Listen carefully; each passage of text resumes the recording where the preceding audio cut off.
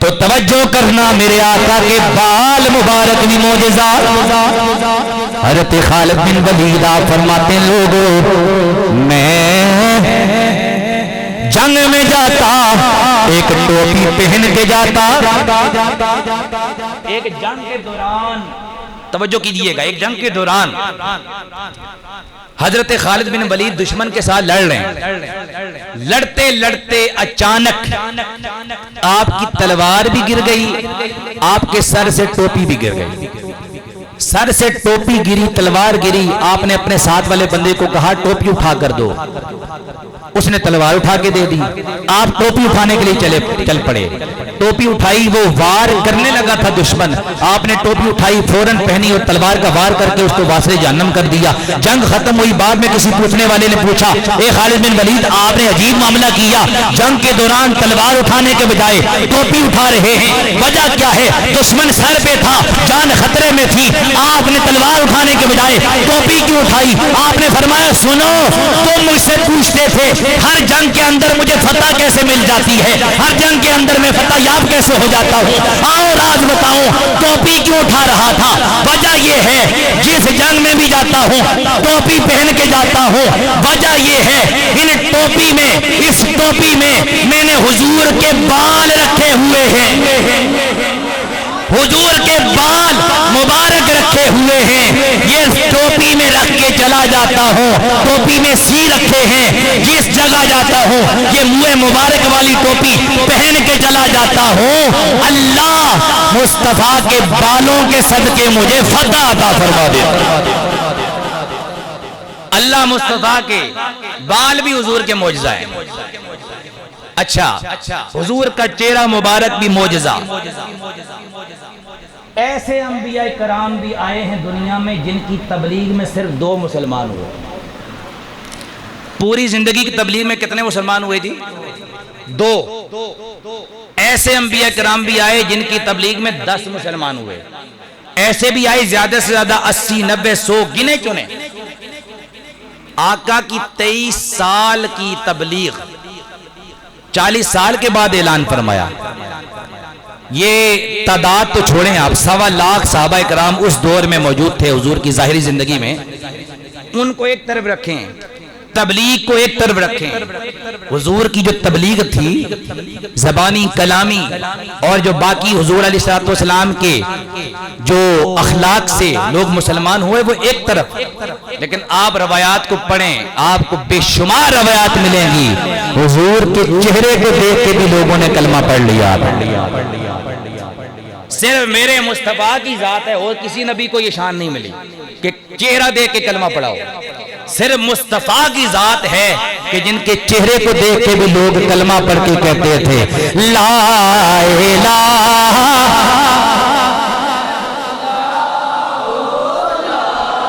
الہ الا اللہ لا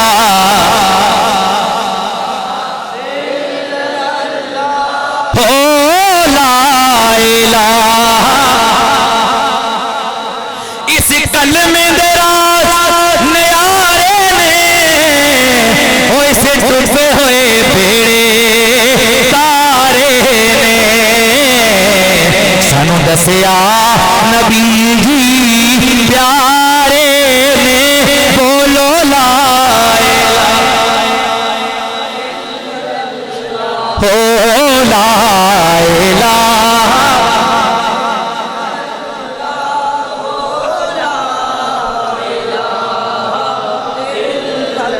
ماشاءاللہ. یہ آپ نے نعت پڑھی ہے، یہ نعت خاں بھی بڑی گل ہے. نعت خاں بہنے کوئی نہیں ہے. یہ اللہ تعالیٰ آپ کو سلامت رکھے تو محفل ہی بیٹھے ہو، ورنہ محفل اکثر نعت خاں وہ پڑھ کے چلے جاتے ہیں، لیکن یہ بیٹھے ہوئے ہیں. اللہ تعالیٰ آپ کو سلامت رکھے. بس کوشش یہ فرمائیں، ایک میری نصیحت ہے کہ اللہ تعالیٰ نے آپ کو آواز دی ہے، اگر دف کے بغیر بھی پڑھ لیں تو انشاءاللہ اس میں بھی سرور آئے گا. اللہ تعالیٰ ماشاءاللہ پڑھتے ہیں جیسے مجھے بتا رہے تھے کہ آپ دف کے بغیر بھی اچھا پڑھتے ہیں. اللہ تعالیٰ آپ کو مزید حضور کی سراخانی کرنے کی توفیق عطا فرمائے، حضور کی مزید محبت عطا فرمائے. کوشش فرمائیں جتنے بھی ثنا خوان ہیں، کیونکہ میں ایک عرض کروں کہ دف کے والے سے بے شمار باتیں ہیں، لیکن ایک دو باتیں کرنا چاہتا ہوں۔ وہ جو دف تھی حضور کے دور میں، کیونکہ یہ بھی اصلاحاً باتیں ہمارا فرض ہے بتانا، کیونکہ ہمارا جو منصب ہے بتانا چاہیے۔ یہ بھی ہمارے بھائی ہیں، باقی جتنے بھی نعت خواں ہیں سارے ہمارے بھائی ہیں، ہم سب کی عزت کرتے ہیں حضور کی ثنا خوانی کی وجہ سے۔ حضور کے دور میں جو تھی نا دف، وہ تھی چمڑے کی۔ کس کی تھی بولیے؟ چمڑے کی۔ وہ آج کل کی دف نہیں تھی، اور جو دف بجائی تھی کسی صحابی سے ثابت نہیں ہے، صرف وہ بچیاں تھی، نابالغ بچیاں، انہوں نے بجائی تھی، لیکن وہ ایک محفل نہیں تھی، ایک جلوس تھا، اس میں انہوں نے حضور کے استقبال میں بجائی، لیکن وہ تھی چمڑے کی۔ آج کل کی جو دف ہے نا اس کا سلسلہ آپ سمجھتے ہیں وہ اور طرح کا ہے، کیونکہ ظاہر ہے شاید ان کے علم میں بھی نہ ہو، باقی جو نعت خواں ہیں شاید ان کے علم میں نہ ہو، تو یہ بات ہمارا فرض بنتا ہے بتانا، کیونکہ میں نہ بتاؤں، میں نہ بھی بتاؤں تو مجھے کیا مطلب میرا کیا نقصان ہوگا؟ میں چلا جاؤں گا تقریر کر کے، شاید ہو سکتا ہے اس کی وجہ سے مجھے فائدہ ہو کہ جو لوگ ناراض ہوتے ہیں وہ مجھ سے راضی ہو جائیں گے، قاری صاحب نے کسی کے خلاف بات نہیں کی۔ ہوتا تو یہی ہے نا کہ بندہ کوئی اصلاح کر دے تو لوگ اس کے خلاف ہو جاتے ہیں، لیکن میں عرض یہ کر رہا ہوں کہ یہ ہوں یا جتنے بھی ہمارے نعت خواں بھائی ہیں سارے ہمارے لیے عزت کے قابل ہیں۔ میں دف کو کوئی حرام بھی نہیں کہہ رہا، لیکن جو یہ آج کل کی دف ہے اس کا سلسلہ اور ہے۔ کوشش یہ کی جائے کہ اسے پرہیز کیا جائے۔ اللہ تعالیٰ نے ماشاءاللہ، میں آپ کی آواز سن رہا تھا، اللہ نے آپ کو آواز سے نوازا ہے، باقی بھی میں نے بہت دف والے سنے، بڑی خوبصورت آوازیں اللہ نے ان کو عطا فرمائی ہیں، لیکن اگر دف کے بغیر پڑھیں اللہ تعالیٰ اور اس میں سرور پیدا کر دے گا۔ تو اللہ تعالیٰ ان کو سلامت رکھے، یہ کافی دیر سے یہاں تشریف فرمائے، اللہ ان کا پڑھنا قبول فرمائے، اور باقی جتنے بھی نعت ہاں پڑھتے ہیں حضور کا ذکر کرتے ہیں، اسی طرح اللہ تعالیٰ ان کو محبت و ادب کے ساتھ حضور کا ذکر خیر کرنے کی توفیق عطا فرمائے۔ ذرا توجہ کیجئے گا، بس میں اپنی باتوں کو اختتام کی طرف لے کے جانے کی کوشش کر رہا ہوں، ذرا توجہ کیجئے گا۔ حضور کا معجزہ، حضور کی ذات ہی معجزہ ہے، حضور سر سے لے کے پاؤں تک معجزہ بن کے آئے۔ اور جس طرح میں نعت خواں کی بات کی، چلے میں آگے سے کرتا ہوں، نعت خواں جو حضور کی تعریف کرتا ہے اس کے بارے میں آقا علیہ السلام نے فرمایا، حضرت حسان کو دعا دی، فرمایا کہ اے حسان، میں اللہ سے دعا کر رہا ہوں، اے میرے مولا جبریل امی کو میرے حسان کی مدد پہ لگا دے، میرے حسان کی مدد پہ لگا دے۔ نعت خواں کی یہ شان ہے، میں خود نعت خواں ہوں، جو بھی حضور کی تعریف کرے وہ نعت خواں ہے، چاہے نثر میں کرے چاہے ترنم میں کرے، حضور کا نعت خواں ہے، اس کی عزت کی جائے گی۔ ہاں اس کی بے ادبی نہیں، ہاں اصلاح کر سکتے ہیں، لیکن بے ادبی اس لیے نہیں کی جائے گی کہ وہ حضور کی ثنا خوانی کر رہا ہے، لیکن اصلاح جو جس طرح ہم علماء کی بھی اصلاح کر سکتے ہیں، اگر کوئی عالم دین غلط بات کرے اس کی بھی اصلاح ہوگی۔ اصلاح کرنا ضروری ہے، کیونکہ مجمع میں اس لیے اصلاح ہوتی ہے کہ تاکہ جو باقی احباب ہیں ان کو بھی اس مسئلے کا پتہ چل جائے کہ مسئلہ ہے کیا، تو اس لیے کی جاتی ہے۔ اللہ تعالیٰ سب کو جزائے خیر عطا فرمائے۔ توجہ کیجئے گا، حضور معجزہ بن کے آئے، حضرت بس اتھے رکھو ماشاءاللہ ہم صحیح سیٹنگ کیتی ہے دوستان۔ حضور معجزہ بن کے آئے، حضرت خالد بن ولید کی بات بھی میں نے آپ کو سنا دی۔ اسی طرح توجہ فرمائیے گا، حضرت جابر رضی اللہ تعالیٰ عنہ کی بات سنا کر میں اپنی گفتگو کو اختتام کی طرف لے جاؤں۔ توجہ کیجئے گا، حضرت جابر رضی اللہ تعالیٰ عنہ آپ فرماتے ہیں جنگ خندق، غزوہ خندق کے دوران آقا علیہ السلام نے بھوک کی وجہ سے اپنے پیٹ پر پتھر باندھے ہوئے تھے، حضور بھوکے ظاہری طور پہ بھوک میں مبتلا تھے۔ میں نے حضور کا یہ حال دیکھا، مجھ سے گوارا نہ ہوا، مجھ سے برداشت نہ ہوا، حضور کے قریب جا کر کان میں کہنے لگے، یا رسول اللہ میں آپ کی دعوت کرنا چاہتا ہوں۔ آقا نے فرمایا دعوت کرنا چاہتے ہو، گھر میں کچھ ہے؟ یا رسول اللہ ہے۔ گھر گئے، بیوی سے کہا کیا ہے؟ بیوی کہنے لگی تھوڑے سے جو کے دانے ہیں اور ایک چھوٹی سی بکری ہے، بس یہی ہے۔ کہا اگر حضور کی دعوت اور حضور کے ساتھ چند صحابہ کی دعوت کر لی جائے تو کوئی مسئلہ تو نہیں؟ بیوی کہنے لگی کیوں نہیں، آپ ان کو بلا کر لے آئیں، ہم ان کی دعوت کرتے ہیں۔ تو حضرت جابر رضی اللہ تعالیٰ عنہ چلے گئے، آقا علیہ السلام سے عرض کی، یا رسول اللہ ہم آپ کی دعوت کرنا چاہتے ہیں۔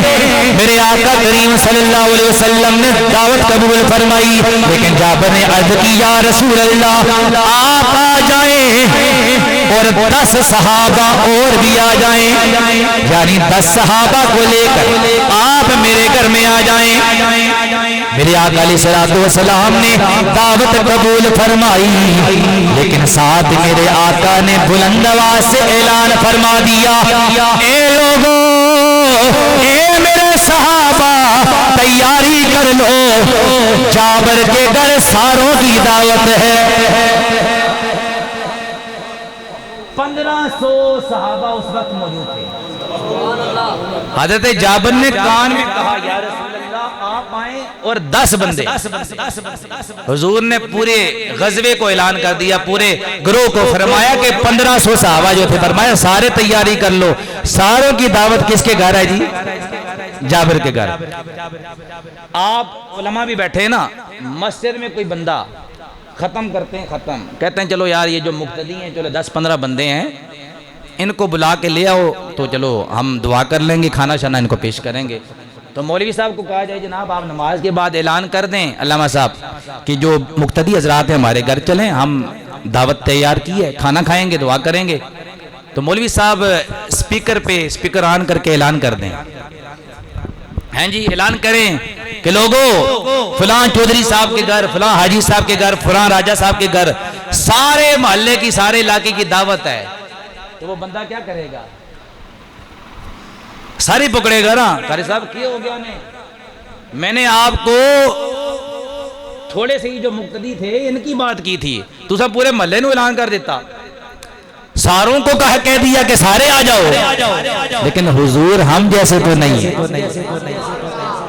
حضور ہم جیسے تو نہیں ہے نا۔ حضرت جابر حیران ہوئے، دل میں خیال آیا میں کیسے پورا کروں گا۔ میرے آقا نے فرمایا جابر چلے جاؤ، کھانا تیار کرو، لیکن جب تک میں نہ آؤں اس وقت تک آٹا نہیں گوندنا، اس وقت تک کھانا نہیں، سالن تیار نہیں کرنا۔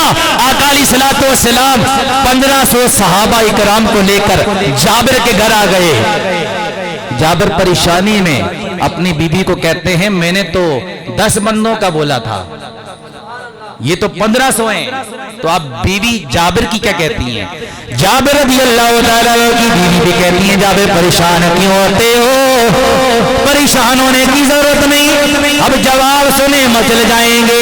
کہنے لگی اے جابر پریشان نہ ہو، جو نبی لے کر آ رہا ہے انتظام بھی وہ خود کر دے گا،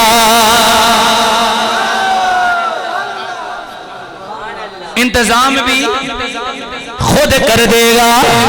آقا علیہ السلام نے فرمایا آٹا لے کر آؤ، آٹا لایا، آقا نے لعاب دہن شامل فرما دیا، اپنا لعاب دہن ڈالا، فرمایا وہ سالن کی وہ دیچی لے آؤ، وہ برتن لے آؤ جس میں تم سالن تیار کر رہے ہو، وہ سالن والا برتن لے کر آئے، آقا نے وہ لعاب دہن اس میں ڈال دیا، فرمایا روٹیاں پکاؤ، کھانا تیار کرو، روٹیاں پکا لی، کھانا تیار کر لیا، پھر صحابہ کرام کے سامنے رکھا۔ حضرت جابر کے دل میں خیال آیا 1500 بندے کو پورا کیسے ہوگا؟ حضرت جابر کہتے ہیں میں پریشانی میں دیکھ رہا تھا 1500 بندہ کھانا کھانا شروع کرتا ہے، 1500 صحابہ نے کھانا کھا لیا، میں نے سالن کی طرف بھی دیکھا، میں نے روٹی کی طرف بھی دیکھا، حیران رہ گیا، 1500 صحابہ نے کھانا کھا لیا۔ اب جواب سنو، ہاتھ بلند ہوں گے، دلوں سے سبحان اللہ نکلے گی۔ جابر کہتے ہیں 1500 صحابہ نے کھانا کھا لیا، دیکھ کر حیران رہ گیا، نہ روٹی کم ہوئی ہے نہ بوٹی کم ہوئی ہے۔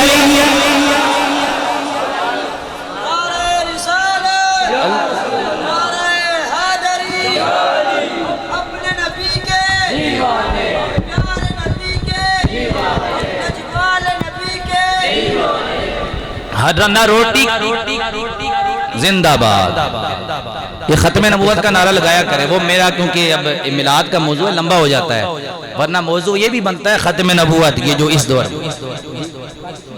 ماشاءاللہ جس طرح فرما رہے ہیں کل علامہ عزیز الدین کوکب صاحب اچھا جی انہوں کا خطاب بھی ہوا ہے، مفتی صاحب نے خطاب فرمایا ہے، تو اس ختم نبوت کے موضوع پہ خطاب ہو چکا ہے، میں اس پہ اچھا کل ہوگا، اچھا جو گزرا ہے دن علامہ عزیز الدین کوکب صاحب کا خطاب ہوا ہے۔ چلیں اللہ تعالیٰ کل کا پروگرام بھی قبول کرے، جو آنے والا پروگرام ہے انشاءاللہ ختم نبوت کے موضوع پر آپ انشاءاللہ مفتی صاحب کی گفتگو سماعت فرمائیں گے، وہ انشاءاللہ تفصیلاً گفتگو کریں گے کیونکہ انہوں نے موضوع ان کو ختم نبوت کا دیا ہے۔ میں صرف ایک بات کرنا چاہتا ہوں، ختم نبوت یاد رکھیے صحابہ کا حضور کے وصال کے بعد اگر کسی موضوع پر کسی بات پہ اجماع ہوا تھا تو وہ ختم نبوت تھا۔ تمام صحابہ حضور کے وصال کے بعد بھی اس بات پہ جمع ہو کے انہوں نے اعلان کیا تھا کہ حضور کے بعد کوئی نبی نہیں آ سکتا۔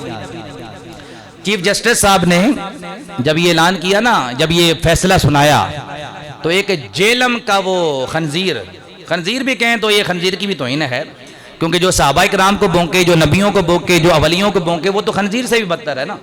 تو وہ جیلم کا پلمبر وہ کہنے لگا اپنی داڑھی پہ ہاتھ پھیر کے، آپ کلپ دیکھیے گا انٹرنیٹ پہ، اپنی داڑھی پہ ہاتھ پھیر کے اس طرح کہتا ہے اے مولویو تم بڑے تجاج کرو، بڑی باتیں کرتے تھے، اب چیف جسٹس نے سنا دیا فیصلہ ختم نبوت کے خلاف، قادیانیوں کے حق میں، اگر غیرت ہے تو فیصلہ واپس لا کر دکھاؤ، فیصلہ واپس لا کر دکھاؤ۔ اس نے داڑھی پہ بڑے غرور سے ہاتھ پھیرا، تو پھر حضور دے ملنگا حضور کے عاشقوں نے پھر وہ کر کے دکھایا، کہا یہ تو چیف جسٹس ہے، اس سے بڑے بڑے آئے چلے گئے، ختم نبوت پہ آنچ نہیں آنے دیں گے۔ بڑا مرزا بھی آیا تھا، وہ بھی شکست کھا گیا، چھوٹا مرزا کیا کرے گا؟ ختم نبوت پہ ہمارا بچہ قربان ہونے کے لیے تیار ہے اور اعلان ہوتا رہے گا، تاجدار ختم نبوت، تاجدار ختم نبوت۔ بابے کی زندگی آپ کے سامنے ہے، اتنی سی بات ہے۔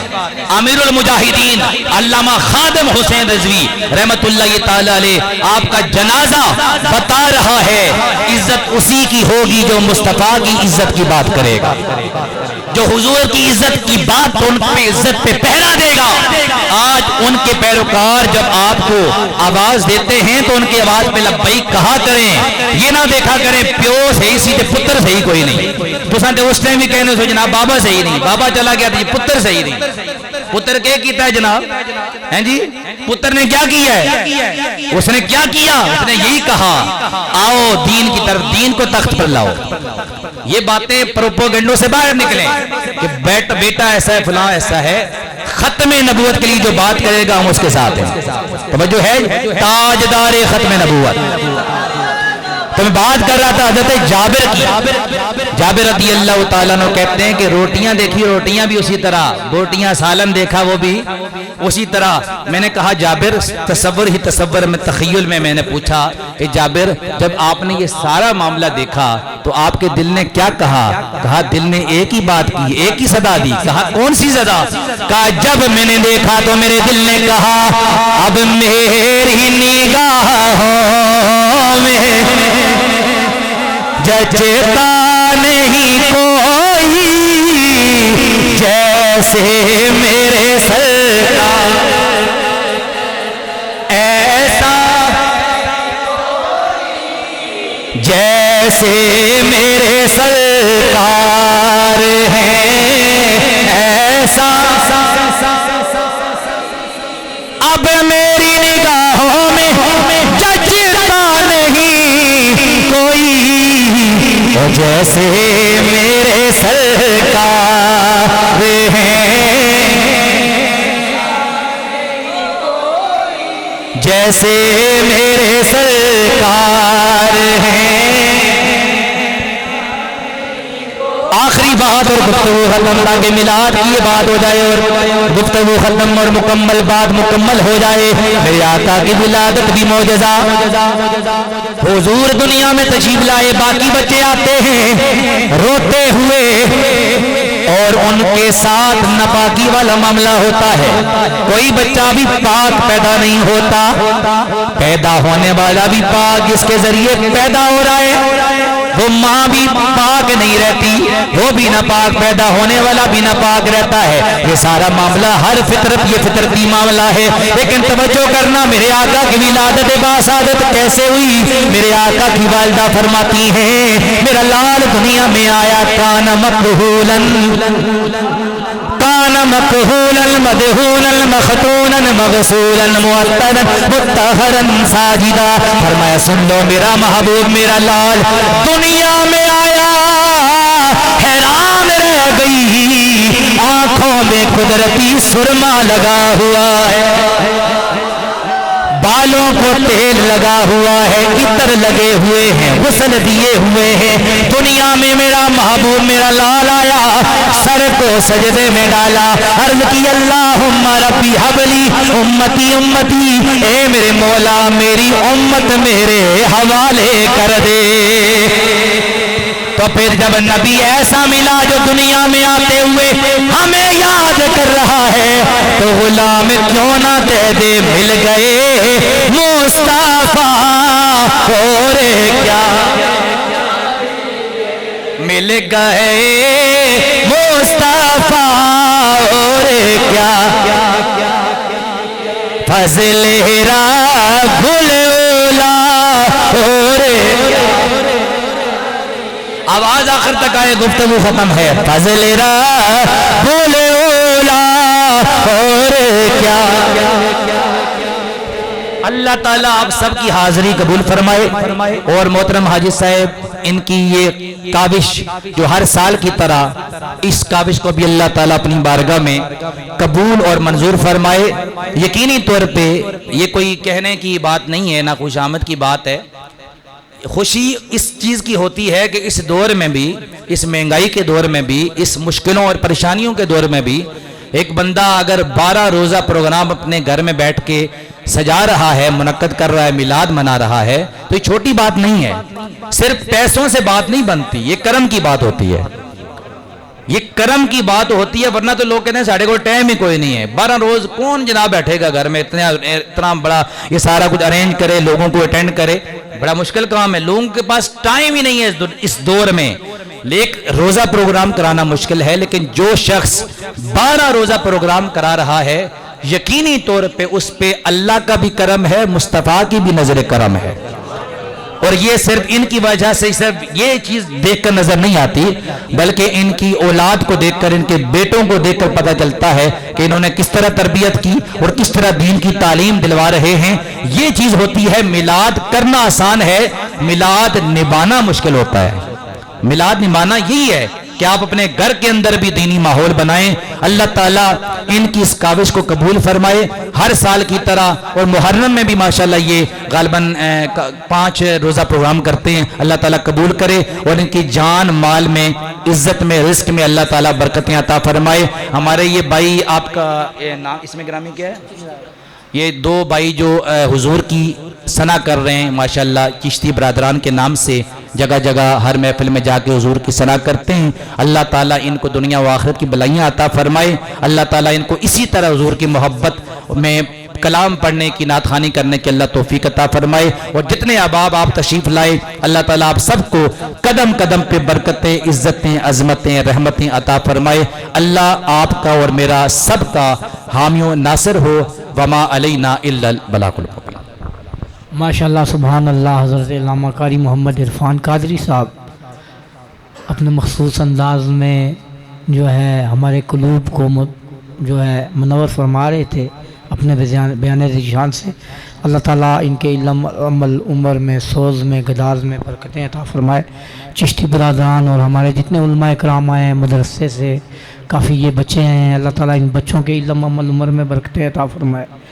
اور یہ انشاءاللہ اہل سنت کا مستقبل ہے، اور ان سے ہمیں بہت امیدیں وابستہ ہیں۔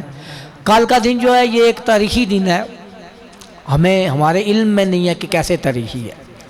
7 ستمبر 1974 1974 کو ایک تحریک چلی مولانا شاہ احمد نورانی رحمۃ اللہ تعالیٰ علیہ کی، جو ہے وہ زیر قیادت، جس نے میں مفتی محمود صاحب، مولانا عبدالستار نیازی اور بہت سارے علماء اکرام کا ایک جو تھا، ایک پلیٹ فارم پر یہ تحریک چلی۔ اور اس وقت جو قومی اسمبلی تھی ذوالفقار علی بھٹو، میں ان کو شہید بھی کہتا ہوں کہ انہوں نے ایک یہ کام بہت بڑا اچھا کیا کہ ذوالفقار علی بھٹو شہید جو ہیں انہوں نے ان علماء کرام کی بات سنی اور قادیانیوں کو کافر قرار دیا۔ آج کے مولوی تو ڈالروں کی طرح، ہمارے جو ابھی پچھلے وزیر اعظم گزرے ہیں عمران خان صاحب، انہوں نے ڈالر لے کر آسیہ مسیح کو باہر بھیج دیا، ٹھیک ہے۔ اسی طرح آج کل دیکھیں ابھی جو یہ ختم نبوت اور حملے ہو رہے ہیں، یہ کس لیے ہو رہے ہیں؟ یہ لوگ حرام کھا رہے ہیں، تینوں پارٹیاں، میں کسی کے بھی، پیپلز پارٹی ہو، نواز لیگ ہو یا پی ٹی آئی، یہ حرام کھا رہے ہیں، یہودیوں کا مال کھا رہے ہیں، یہودیوں کے گیت گا رہے ہیں۔ تو اس لیے اس وقت یہ تحریک چلی 7 ستمبر کے دن، اور کافر کرا۔ اس وقت مولانا شاہ احمد نورانی صاحب کے گھر میں بندے گئے کراچی، 2 کروڑ روپیہ 1974 کا 2 کروڑ آج کا کتنا بنتا ہو، 2 کروڑ روپیہ 2 بریف کیس بھر کے لے کے گئے اور کہنے لگے ہم آپ سے بات چیت کرنے آئے، آپ پیچھے ہٹ جائیں، یہ 2 کروڑ روپے آپ لیں۔ انہوں نے کہا میں تو بہت زیادہ قیمت لے چکا ہوں، بک چکا ہوں۔ انہوں نے کہا جی آپ کو اس سے بھی زیادہ پیسے کس نے دیے ہیں؟ 190-70۔ انہوں نے کہا میں بازار مصطفیٰ میں بک چکا ہوں، مجھے میرے حضور نے خرید لیا ہے۔ تو کل وہ یادگار دن ہے، اس کو منانے کے لیے مفتی فدا حسین رضوی صاحب ختم نبوت کے موضوع پر یہاں پر ایک بیان ہوگا، تو تمام نے آنا ہے اور یہ دن ہم منائیں گے انشاءاللہ۔ اور وہ بڑی علمی شخصیت ہیں مفتی فدا حسین رضوی صاحب، انشاءاللہ وہ آپ کو بتائیں گے مسلمہ قذاب جو تھا حضور کے دور میں پہلا جس نے نبی ہونے کا دعویٰ کیا تھا، اس سے لے کر غازی ممتاز قادری تک ساری آپ کو وہ تاریخ دلائیں گے کہ ہر دور میں جھوٹا نبی پیدا ہوتا رہا اور حضور کا عاشق اسے جہنم واصل کرتا رہا۔ کل ہم یہ تاریخ سنیں گے انشاءاللہ، کل ان کا بیان ہوگا۔ اللہ تعالیٰ سے دعا ہے، ایک شعر صلاۃ و سلام کا ہوگا، اکرام مدنی صاحب پڑھیں گے اور پھر انشاءاللہ اس کے بعد دعا ہوگا۔ مصطفیٰ جان رحمت پہ لاکھوں سلام، شمع بز میں ہدایت پہ لاکھوں سلام، شمع بز میں ہدایت پہ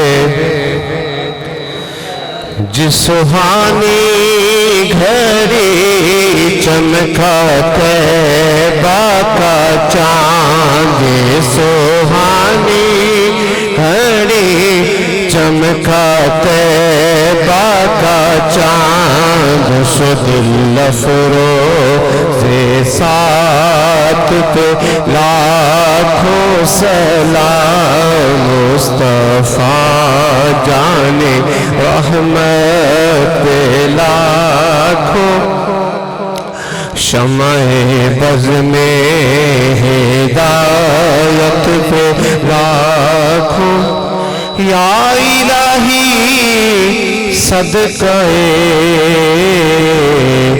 آل رسول، یہ سلام عاجزانہ ہو قبول۔ جتنے لوگوں نے بھی دعا کے لیے کہا، اللہ تعالیٰ ان کے حق میں ہماری دعا قبول فرمائے۔ اللہم صلی علی سیدنا و مولانا محمد و علی آل سیدنا مولانا محمد و بارک وسلم۔ یا قدیم و یا دائم و یا حی و یا قیوم و یا وتر و یا احد و یا صمد و یا من لم یلد و لم یولد و لم یکن لہ کفوا احد۔ یا حنان و یا منان و یا دیان و یا لطیف و یا اللہ و یا اللہ و یا رحمان و یا رحیم و یا ذی الجلال والاکرام۔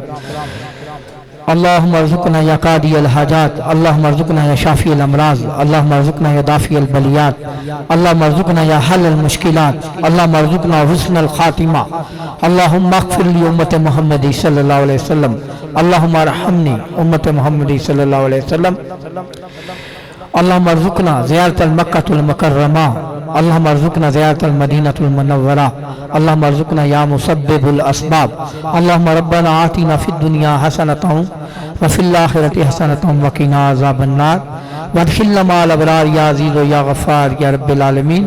اللہم انا علی ذکرک و شکرک و حسن عبادتک وصلی اللہ تعالی علی خیر خلقہ ونور عرشہ وزینت فرشہ وقاسم رزقہ محمد اجمعین آمین برحمتک یا ارحم الراحمین۔ تمام حضرات صفحے بنا لیں، صفحہ کی صورت میں بیٹھتے ہیں تمام۔